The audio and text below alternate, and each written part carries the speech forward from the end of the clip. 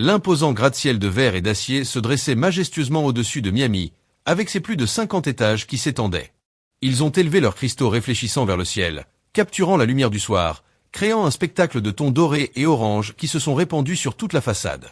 À la base du bâtiment, une fontaine moderne lançait des jets d'eau éclairés par des lumières LED, complétant le luxe et la modernité du consortium Lancaster. Pendant ce temps, Henry Lancaster, un homme de 38 ans, actionnaire majoritaire du consortium Lancaster, observait l'horizon depuis son bureau situé au dernier étage. La vue était spectaculaire, avec le soleil descendant lentement et baignant la ville de tons chauds. Henry, un homme de silhouette, mince et athlétique, aux cheveux noirs et aux yeux perçants qui reflétaient sa détermination, était connu pour sa nature réservée et son éthique de travail acharné. Son visage, bien qu'attrayant, montrait des rides d'inquiétude et un visage rarement adouci par un sourire. Pour lui, les affaires étaient la seule réalité palpable, l'amour une simple distraction. Cependant, cet après-midi-là, son esprit n'était pas concentré sur des stratégies commerciales, ni sur des investissements de plusieurs millions de dollars, mais sur une lettre qu'il avait reçue quelques heures auparavant. La lettre manuscrite de son grand-père mourant contenait une clause qui allait changer sa vie pour toujours, Henry.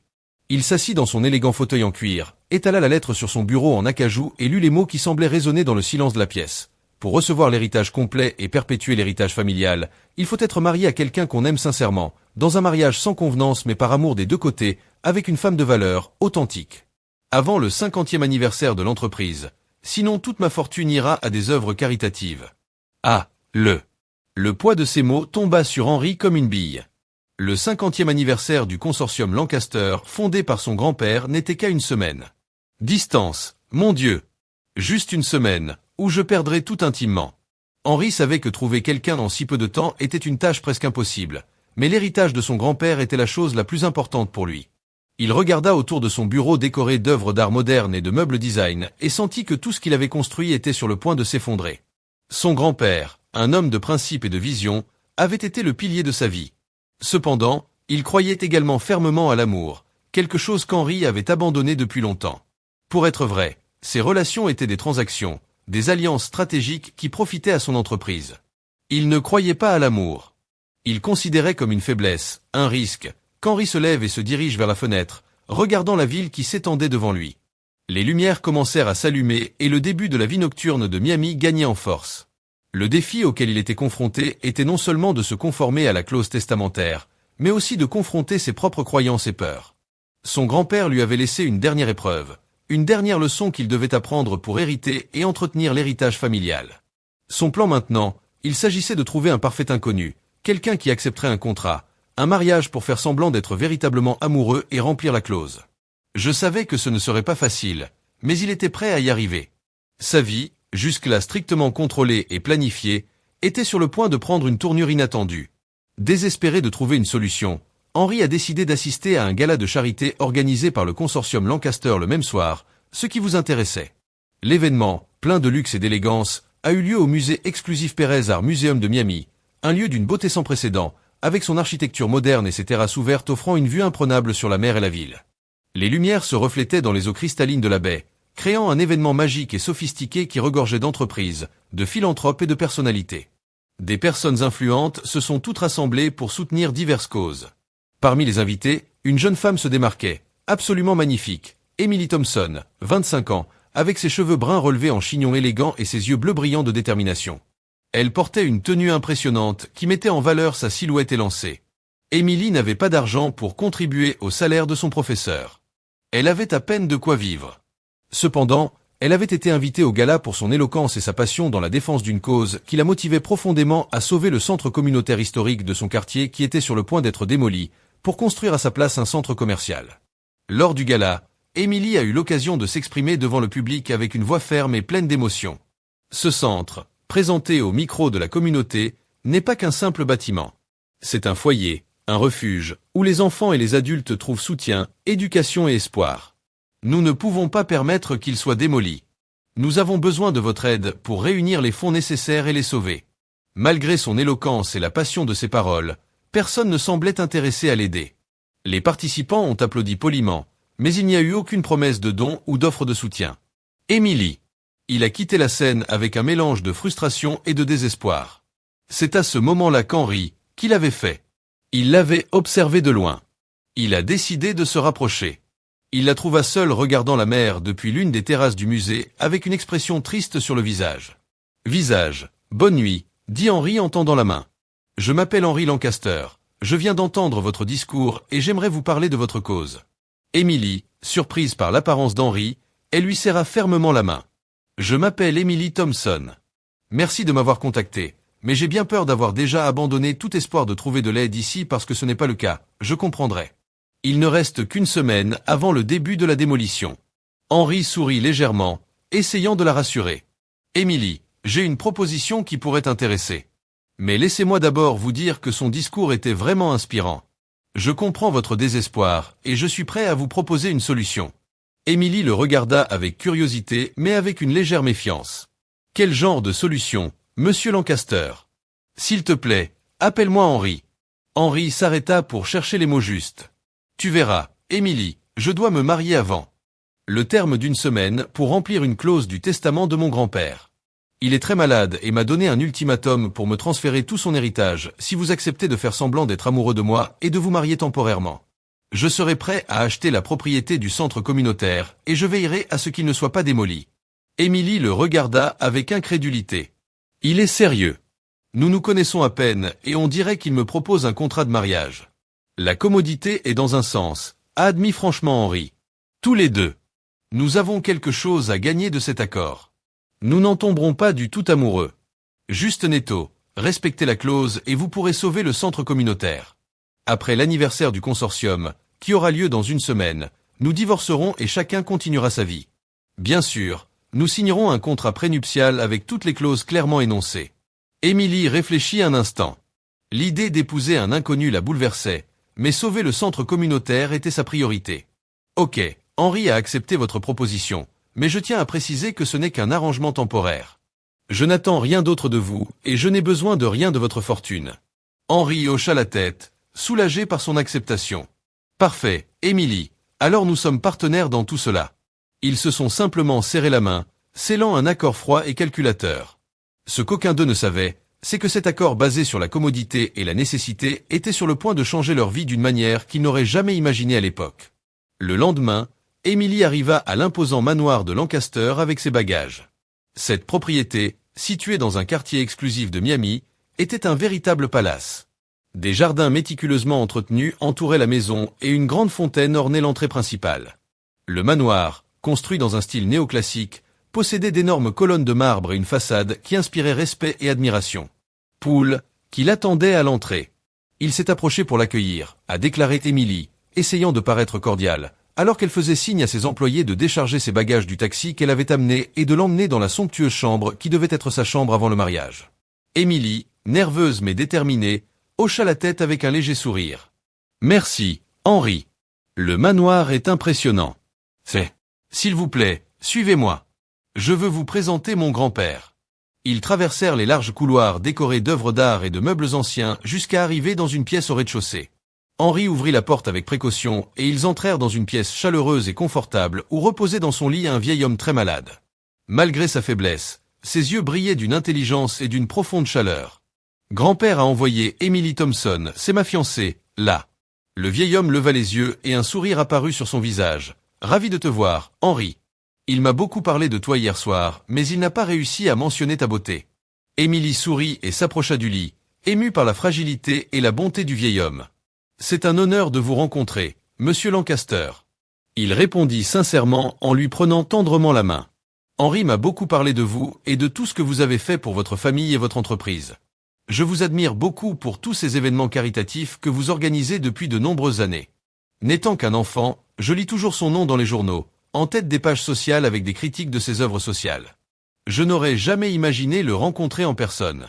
Ceci est pour moi un honneur et une bénédiction. Grand-père la regardait avec des yeux pleins de sagesse et d'affection. S'il te plaît, appelle-moi Arthur. Tu es très gentille, Emily. J'ai entendu dire que vous défendiez une très noble cause. Pourquoi tu te bats? Henry m'a dit que tu essayais de sauver un centre communautaire. Emily hocha la tête, ressentant une connexion instantanée avec le vieil homme. Oui, monsieur, et je veux dire Arthur, ce centre. C'est très important pour notre communauté. C'est un endroit où beaucoup trouvent espoir et soutien. Je ne peux pas permettre qu'il soit démoli. Arthur la regardait avec admiration. Tu as un grand cœur, Émilie. C'est une chose rare à trouver de nos jours. Je suis sûr que vous ferez des choses merveilleuses et mon petit-fils vous soutiendra dans tout. Henri, qui observait silencieusement l'interaction, commença à voir Émilie sous un nouveau jour. Je n'ai jamais rencontré quelqu'un d'aussi authentique et passionné. Ses pensées tourbillonnaient dans son esprit. D'où venait cette femme? Extraordinaire. Merci, Arthur. Tes mots comptent beaucoup pour moi, dit sincèrement Émilie. Émue, Arthur lui serra doucement la main. N'oubliez jamais de suivre votre cœur, Émilie, et n'oubliez pas de prendre soin de mon petit-fils. Parfois, il oublie ce qui compte vraiment dans la vie. Émilie hocha la tête, sentant une chaleur dans son cœur qu'elle n'avait pas. J'avais espéré le trouver. Je le ferai, Arthur, je le promets, dit-il en souriant tendrement. Henri, ne sachant comment intervenir, éprouva un mélange d'admiration et de confusion. Comment est-il possible que cette femme qu'il connaît à peine puisse générer une telle connexion en si peu de temps? Il décida de ne pas interrompre le moment et laissa la conversation se dérouler pendant un moment jusqu'à ce qu'Émilie éclate finalement. Je dois te laisser un instant avec mon grand-père. Je dois m'occuper de quelques affaires, mais je serai bientôt de retour, dit discrètement Henri en quittant la pièce. Arthur sourit en voyant Henri. Le retraité a bon cœur, même s'il ne le montre pas toujours. Je suis sûr qu'avec le temps, ils trouveront tous les deux le leur. Émilie sourit, se sentant étrangement calme et heureuse en compagnie du vieil homme. Merci, Arthur. J'apprécie vraiment votre soutien. Pendant qu'Henri marchait dans le couloir, il ne pouvait s'empêcher de penser à Émilie. De plus en plus. J'avais l'impression qu'il y avait quelque chose de spécial chez elle, quelque chose que je n'avais jamais vu chez personne d'autre. Il se demanda si cette expérience ne lui avait pas appris plus que ce qu'il s'était attendu à apprendre. Émilie était dans sa nouvelle chambre entourée d'un luxe qu'elle n'avait jamais vu auparavant. Les murs étaient ornés de tapisseries en soie et le mobilier comprenait un lit à baldaquin sculpté et un dressing en bois d'acajou. Chaque détail a été conçu pour transmettre élégance et opulence. En déballant vos affaires, Émilie ne put s'empêcher de ressentir un mélange d'étonnement et de confusion. Toucher tout le monde. J'ai regardé chaque objet avec incrédulité et j'ai demandé comment il était arrivé à se trouver dans un endroit aussi somptueux. Son esprit était plein de questions et de doutes, mais aussi d'une curiosité croissante pour le monde dans lequel il se trouvait désormais. Comment en suis-je arrivé là? Pensa-t-il alors que ses doigts parcouraient la surface lisse du vestiaire, cela ressemble à un rêve. Tout est tellement impossible à penser. Elle était perdue dans ses pensées et fut interrompue par un léger coup à sa porte. Une femme de chambre est entrée avec un sourire poli, Miss Thompson, qui vous attend dans quelques heures sur la terrasse pour le dîner. Voilà, tu as des colis de ta fiancée, lui dit en lui tendant plusieurs boîtes élégantes avant de partir. Émilie ouvrit les cartons avec les mains tremblantes. À l'intérieur, elle trouva une luxueuse robe en soie avec de beaux talons gros, des bijoux éblouissants et un parfum exquis. Se voyant dépassée par tant de générosité, elle décida d'aller aux toilettes pour se préparer. La salle de bain était une œuvre d'art en soie, avec du marbre blanc partout, un grand miroir doré et une baignoire antique déjà préparée avec un bain moussant relaxant. Émilie s'est plongée dans l'eau chaude, fermant les yeux et essayant de rassembler ses pensées. « Je ne peux pas croire. C'est trop, se dit-elle, laissant l'eau chaude la retourner. Elle ne pouvait pas le laisser faire. Je pense à Henri, le grand-père d'Arthur. Sa douceur et sa sagesse l'avaient profondément ému. Il se sentait coupable d'avoir dû lui mentir en feignant une relation qui n'était pas réelle. Ce n'est pas bien. Arthur ne mérite pas qu'on lui mente. Mais je ne peux pas décevoir Henri, et encore moins le centre communautaire. Réfléchit-il pendant que l'eau la détendait. Au bout d'un moment, elle sortit de la baignoire et commença à s'habiller. Chaque vêtement, chaque accessoire lui donnait l'impression d'être une princesse. Quand, enfin, elle fut prête, elle se regarda dans le miroir et la reconnut à peine. L'image qu'elle voyait était celle d'une femme magnifique, élégante, presque comme si elle appartenait à la royauté, souriait à sa propre image, mais rapidement le sourire s'effaça. Dans son esprit, un monologue intérieur résonnait en elle-même. « Émilie, ne t'habitue à rien. Ce n'est pas réel et je t'interdis de tomber amoureux d'Henri. C'est juste un contrat. Rappelez-vous, c'est le business. » La terrasse du manoir Lancaster offrait une vue imprenable, la mer au clair de lune et les lumières des étoiles. La ville de Miami se reflétait dans l'eau, créant une atmosphère magique. Sur la table, elle était joliment ornée de candélabres en argent, de fleurs fraîches et de porcelaine fine, le tout disposé avec une élégance impeccable. Émilie, avec sa robe en soie, ses talons hauts et ses bijoux, des looks éblouissants. Elle se sentait comme une princesse d'un conte de fées. Alors qu'elle se dirigeait vers la terrasse, elle ne pouvait s'empêcher de se sentir nerveuse, mais aussi excitée. Lorsqu'elle arriva, elle s'arrêta un instant, un instant pour admirer le paysage et prendre une profonde inspiration. Henri, qui attendait sur la terrasse. Il leva les yeux et fut absolument choqué de voir Émilie. Il ne pouvait pas croire l'incroyable beauté qu'il avait sous les yeux. Il s'approcha d'elle, toujours abasourdi, essayant de retrouver son calme. « Calme-toi, Émilie, toi, tu es impressionnante », dit-il en bégayant légèrement d'émotion.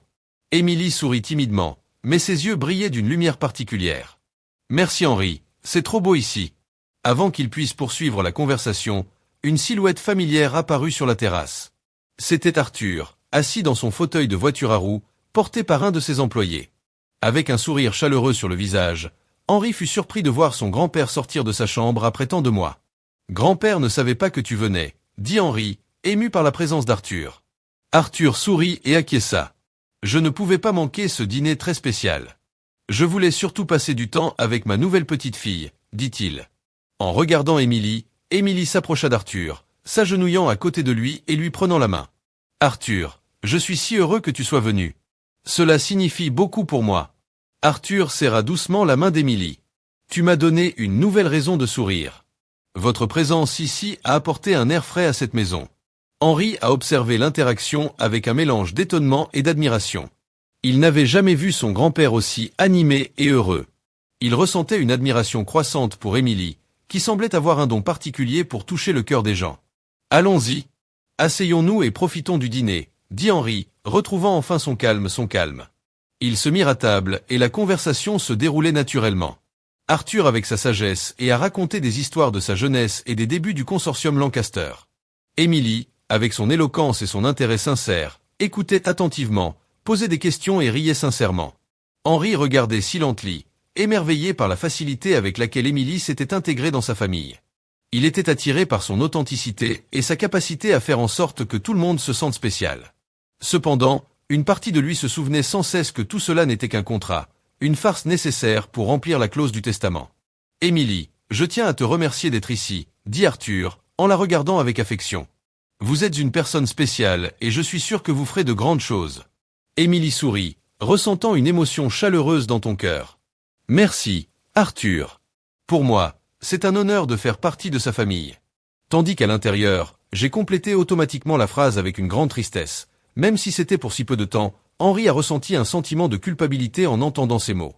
Il savait que, Émilie, elle était honnête et cela ne faisait que rendre son plan plus difficile à réaliser. Comment pouvait-elle continuer cette farce, sachant l'impact que cela avait sur son grand-père et Émilie? Le dîner s'est poursuivi avec des rires et des conversations animées. À la fin de la nuit, alors qu'ils se levaient pour se dire au revoir, Arthur prit les mains d'Émilie et Henri. « Promets-moi que vous prendrez soin l'un de l'autre. La vie est trop courte pour la perdre avec des choses sans importance. Ce que vous avez ici, cette connexion, est ce qui compte vraiment. » Émilie et Henri se regardèrent tous les deux, émus par les paroles d'Arthur. « Nous le promettons à grand-père, » dit Henri, ressentant une vague d'émotion qu'elle ne parvenait pas à identifier. Émilie hocha la tête, serrant la main d'Arthur. « Je le promets à Arthur, je prendrai soin d'Henri autant que je peux. » Arthur sourit de satisfaction et fut ensuite ramené dans sa chambre par son assistant. Émilie et Henri sont restés sur la terrasse à regarder les étoiles, silencieux. « Émilie, ce soir. C'était incroyable, » dit Henri, brisant enfin le silence. « Oui, c'était le cas. » Émilie répondit avec un sourire triste. « Mais n'oubliez pas qu'il ne s'agit que d'un contrat. Rien de tout cela n'est réel, Henri. » Il hocha la tête, ressentant une pointe de tristesse. « Je sais, crois-moi, j'ai ça en tête. Cette réalité, à mon grand regret. » Émilie l'a regardé surprise par ses paroles mais n'a pas répondu, pouvait être interprétée de quelque manière que ce soit. Ce n'était donc pas la peine d'entrer dans les détails d'un accord si froidement calculé pour le bien des deux parties. Le lendemain matin, Émilie et Henri sortirent ensemble pour régler les détails du mariage. Même si tout faisait partie de l'accord, ils ont soudainement réalisé qu'ils appréciaient vraiment tout cet itinéraire parce qu'ils ne pouvaient s'empêcher de rire et de se sentir si à l'aise. Miami, avec son soleil radieux et sa brise marine, leur offrait un environnement parfait pour organiser une cérémonie spectaculaire. Elle a d'abord visité une boutique de robes de mariée Émilie avec les yeux brillants d'émotion, essayé plusieurs robes, toutes plus belles les unes que les autres. Henri, assis dans un fauteuil en velours, il la regardait attentivement en admirant chaque détail. Émilie a enfin trouvé la robe parfaite. Un design classique en dentelle qui souligne sa silhouette avec élégance et grâce est magnifique, a déclaré Émilie. Henri a été sincèrement touché. « Tu es superbe. » Émilie sourit, ressentant une chaleureuse satisfaction. Merci, Henri. Parfois j'oublie que c'est un contrat de couple, dit entre rires contagieux. Puis ils ont visité le lieu de la cérémonie, une vieille église aux vitraux colorés et à l'ambiance solennelle. Émilie était enchantée par la beauté et la sérénité du lieu. Parfait, murmura Émilie en regardant les vitraux qui scintillaient au soleil. Henri hocha la tête, satisfait de son choix de déclaration. Je suis d'accord, ce sera une journée mémorable. Ils ont passé le reste de la journée à choisir les fleurs, la musique et tous les détails nécessaires au mariage. Chaque instant était plein de rires et de conversations agréables, ce qui les rendait tous les deux plus à l'aise et plus proches. Tout en savourant un délicieux déjeuner dans le restaurant préféré d'Henri, ils ont décidé de se marier sur la plage. Le lendemain, Henri et Émilie se sont rendus au centre communautaire. Henri avait accepté d'acheter la propriété pour éviter sa démolition, mais il y avait quelqu'un qui était farouchement opposé à la transaction. Robert Miller, un homme d'affaires, des gens ambitieux qui avaient prévu d'y construire le centre commercial, sont arrivés au centre communautaire et ont trouvé Robert qui attendait avec un air de dédain sur le visage. « Qu'est-ce qu'ils sont ici ?» demanda Robert en les regardant avec mépris. « Cet endroit sera bientôt à moi. » Ils ne peuvent rien faire pour l'empêcher. Henri, avec un calme imperturbable, fit un pas en avant. « Monsieur Miller, je suis ici pour vous informer que j'ai acheté. Cette propriété ne sera pas démolie. Ce centre communautaire continuera de servir la communauté communautaire. » Robert rit sarcastiquement. « Il pense vraiment qu'il peut venir ici pour changer mes plans. J'ai le soutien d'investisseurs puissants. Vous n'avez aucune idée de qui Henri joue. » Il regarda sa voix, ferme et déterminée. « Monsieur Miller, je sais exactement avec qui je joue et je vous assure que ni vous ni vos investisseurs ne pourrez changer ma décision. Cette communauté mérite son centre et je ferai tout ce qui est en mon pouvoir pour la protéger. » Émilie regardait la scène, sous la pression du temple et de la détermination d'Henri. Je ne l'avais jamais vu aussi confiant et protecteur. « Ce n'est pas fini. » Robert dit avec une grimace, frustration. « Mais je vais prendre ma retraite pour le moment. » Quand Robert partit, Émilie s'approcha d'Henri. Son admiration évidente dans son regard. Henri ne savait pas qu'il pouvait être aussi imposant. « Merci de défendre le centre communautaire. » Henri la regarda avec un doux sourire. « Émilie, ce n'est que le début. J'ai promis de vous aider et je le remplirai. Quoi qu'il arrive, je protégerai cet endroit. » Émilie ressentit une chaleur dans son cœur, un mélange de gratitude et autre chose. Il ne pouvait pas identifier le lien entre eux. Ils semblaient devenir plus forts à chaque obstacle surmonté. Et même s'ils savaient tous les deux que leur relation était une farce, ils ne pouvaient nier que quelque chose d'authentique fleurissait au milieu de tout. Le jour du mariage arriva. La cérémonie avait rapidement été organisée sur la plage, sous une belle arche fleurie avec la mer en fond, créant un décor idyllique et romantique. La brise marine caressait doucement les invités, qui regardaient avec impatience le début de la cérémonie. Émilie, dans sa robe de mariée en dentelle, a marché jusqu'à l'autel avec un mélange d'émotions. Je savais que ce mariage n'était qu'un contrat, mais je ne pouvais m'empêcher de ressentir une connexion grandissante avec Henri et une profonde admiration pour Arthur. Henri, dans un costume impeccable, attendait au bout du couloir, ses yeux reflétant un mélange de nervosité et de détermination. Lorsqu'Émilie arriva à l'autel, le prêtre commença la cérémonie avec des paroles solennelles et émouvantes.